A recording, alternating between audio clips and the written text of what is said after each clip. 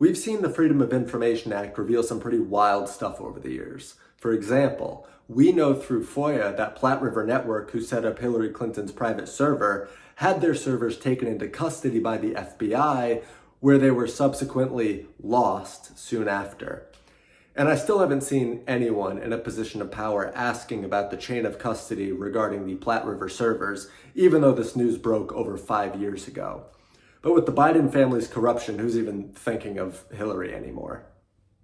We also know through FOIA that the UK's Foreign and Commonwealth Office created a special unit for Venezuelan reconstruction that was in contact with rebels there for the purpose of trying to destabilize the country, which they ended up successfully doing. And that's just 2 examples. FOIA has given us some gems. And now we have another to potentially add to the list. 82,000 pages of emails sent by Joe Biden through pseudonym email accounts during his time as vice president, although only 14 emails have been turned over. He used the names Robert Peters, Robin Ware, and JRB Ware. The reason this is significant is because we have other examples of Biden having pseudonyms related to his family's corruption. Remember when the Burisma executive Devon Archer was calling Biden the big guy, and when Biden was called the big guy getting 10% equity in a company created for a joint venture with a Chinese energy conglomerate, even though Biden claims to know nothing about his son's business dealings. Some are trying to brush this off as nothing because, of course, a Congress member has a pseudonym. The problem is, Biden has pseudonyms linked with China and Ukraine corruption, which I've covered at length in other videos. Now, a common fallacy I've seen is the coping media is believing that if the corruption existed, then Biden's presidency would crash and burn. So because he hasn't been imprisoned yet, clearly Biden has done nothing wrong.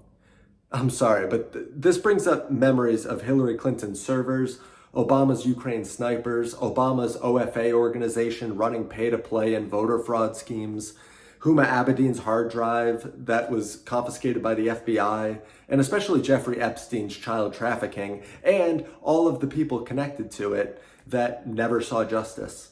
There is no shortage of corruption found in the Biden administration. The problem is Biden is part of the political elite. As vice president, Joe Biden shut down an investigation into Burisma that was hot on the trail of Hunter Biden and Joe Biden. So how did Biden shut down this legitimate investigation into fraud? By threatening to withhold aid money from Ukraine. Joe bragged about this. It's not just a hunch. And don't forget, Obama's tied into this because Obama's the one who approved Joe to say that he would withhold $1 billion in Ukraine aid if they didn't fire the prosecutor and shut down the investigation.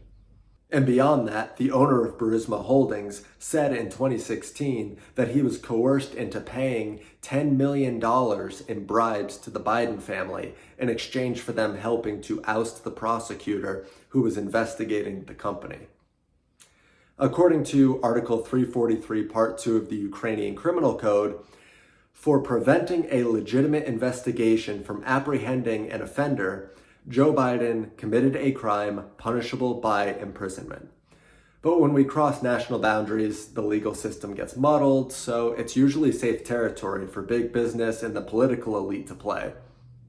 And the media ran cover for Biden by saying, well, but Hunter wasn't working at Burisma during the investigation, which is at best a lazy response and at worst a malicious attempt to excuse corruption. At that time, Hunter was making $50,000 to $83,000 per month with no real qualifications except having a dad with political influence. And the questions were going to come up in the investigation, but it got shut down. And Ukraine has said Hunter didn't do anything wrong, but that's a statement made absent of any investigation. It's like saying, if I close my eyes, the sky isn't blue. But Ukraine isn't the end of the corruption. Let's not forget when Biden ended the Trump-era executive order that kept foreign countries out of America's bulk power system. So now China has access to the American power system that we all rely on. So what exactly is the advantage to Americans here? Oh, it's not about Americans. It's because Biden is tied into his son's business dealings with China's largest private energy company. And Hunter included his family in the discussions, so their involvement is not just speculation. Biden has also saturated high-level government positions with those only slightly removed from the Chinese Communist Party, particularly in the realm of national security and foreign policy. And the relations between Americans in Biden's administration and Chinese money is also alive and well. Biden has wrapped the CIA, the Secretary of State, the Director of National Intelligence, the press secretary or the previous press secretary into Chinese interests. And forgive me, I know this article is from CNN, so they have their garbage political slant woven into this, but here's the primary takeaway.